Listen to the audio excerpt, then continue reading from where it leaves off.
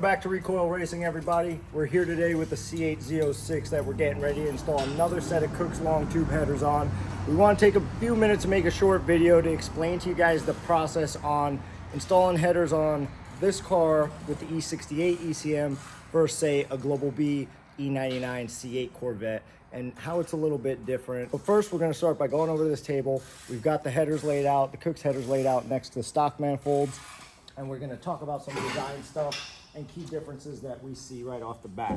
So, looking at this table, we are looking at our Kooks tri-Y 1 7/8 to 2 inch to 2 3/4 inch long tube stainless steel headers. On this side of the table, we've got our OE exhaust manifolds with all the heat shielding removed. So this way we can kind of see what the differences are.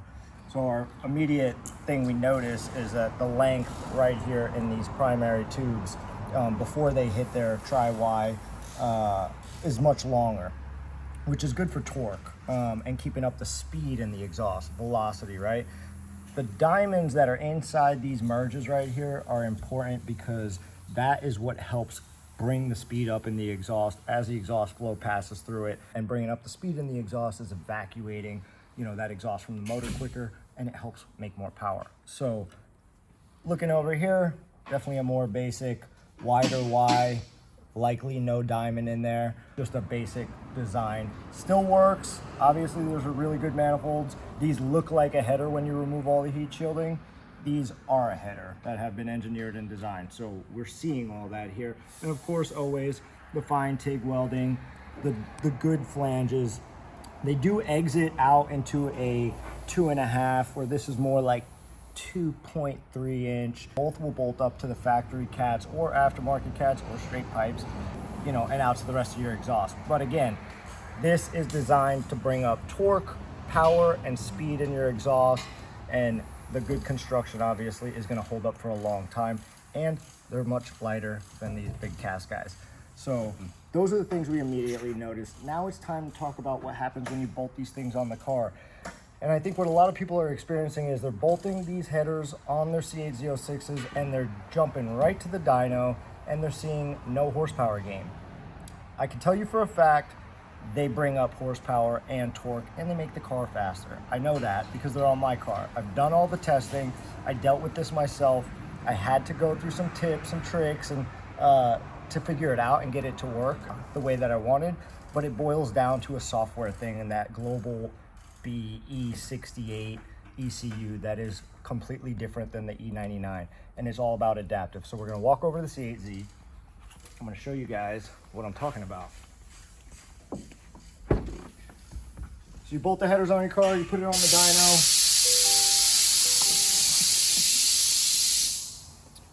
We're gonna get on our laptop here. Okay, so what I mean when I say there's some stuff on the software side that's different, you guys, you're either in your garage or you're a shop and you're installing these headers on a C8Z for yourself or a customer. You put it on the dyno, it's not making any power improvement. You're bummed out. It all has to do with the adaptives and the long-term fuel trims. So most of the time as tuners and shops and people who data log their cars, we're looking at short-term fuel trims, which is the immediate, you know, reading of air fuel mixture, the amount of fuel that's being added and subtracted based on the readings that it's getting from O2 sensors, you know, and trying to hit a target air fuel, which these are closed loop fueling cars. This ECU is always targeting a perfect air fuel ratio. It's doing that a lot of different ways. One of the ways it's doing it is looking at those long terms, right? So we have got to clear that long-term stored adaptive memory and start fresh. And that takes two things: A, clearing it, setting them back to zero, and then driving the car and resetting it.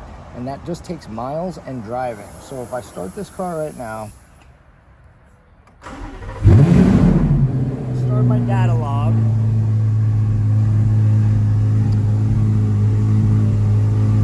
I've got a 16 and a 10% long-term fuel trim, bank 1 and 2.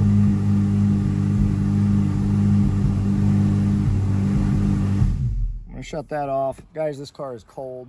We just moved it around the shop a little bit. I was just trying to show you what a long-term fuel trim looks like when it populates, right? So it's saying that over time, it's been used to adding 16% of fuel to bank 1 and 10% of fuel to bank 2, both within 10% of each other, but still an addition, so not a huge deal. That's not what's important. What's important is to get that number to 0 after we've done our reset, and that's with the headers installed on the car, for it to adaptively learn the fuel trim for what's on the car, or else it's going off of memory. So we're going to shut this thing down because it's useless right now, and we're going to get our snap-on tool out. Now, if you're a person in your garage, I don't know that you have the ability to do this unless you have this fancy tool. If you're a shop, I would expect that you have this fancy tool. So plug that in,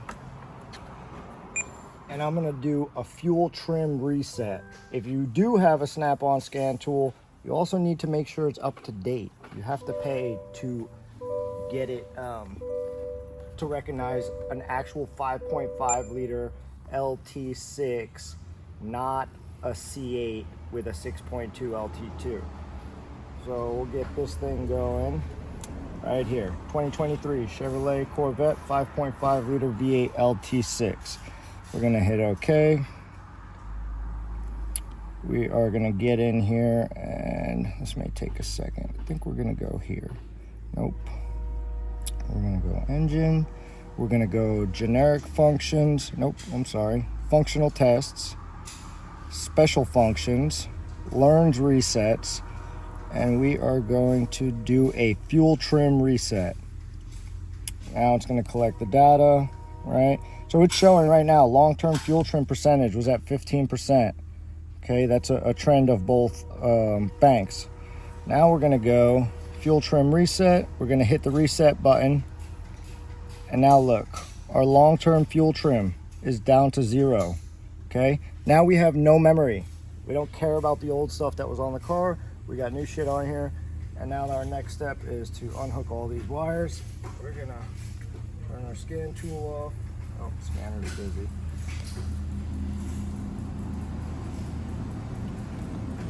Yes. Now it's time to go drive the car.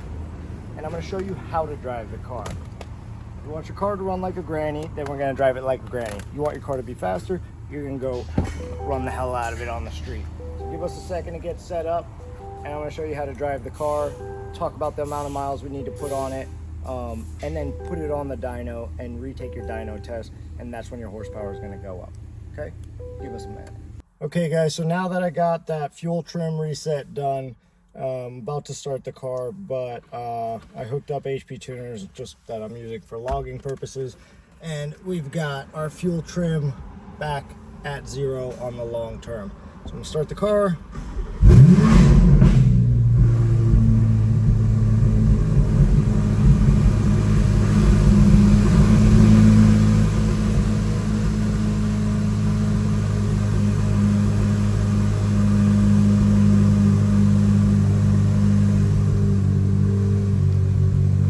As you can see, the fuel trims on the long terms are at 0. Obviously, our short terms are moving as they should.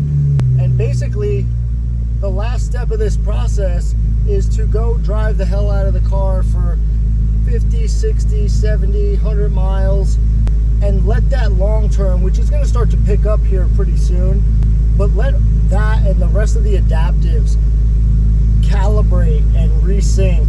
And you're gonna start to feel, I felt the power difference in my car immediately. I went back a week later and I put my car back on my dyno. It was like 628. When I first put the headers on, I went from the lift to the dyno, and it's currently at 668 after going back a week later and doing all that stuff. I added throttle bodies and stuff too, but I saw torque come up, I saw power come up, and the car is definitely faster. I just know that by the seat of the pants. Obviously, when I want to go faster, I turn my nitrous on and I'm at 825, but for the purpose of just talking about the headers and the process, that doesn't matter. Just wanted to mention it. So again, long-term fuel trims at 0, and go drive your car. Spend some time enjoying it, getting used to the new sound. And me, I drive the hell out of my cars, so that's what I'm about to do.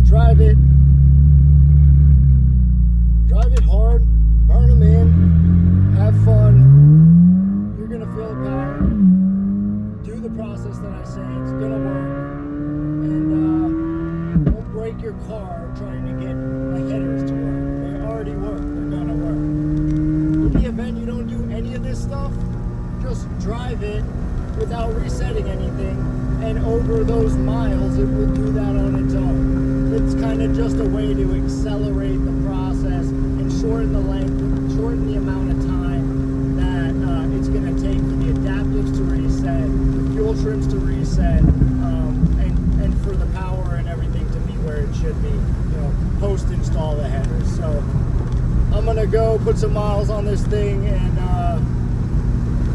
enjoy it. So thank you to our friends at Kooks Headers for providing us headers all the time, high quality products, you know, and working with us all the time. So we appreciate you guys, and keep up.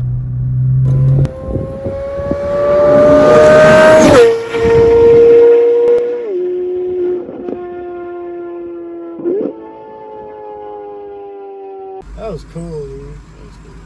I'm cool, man. That's it. I'm done. Video's done. Video's done? Yeah.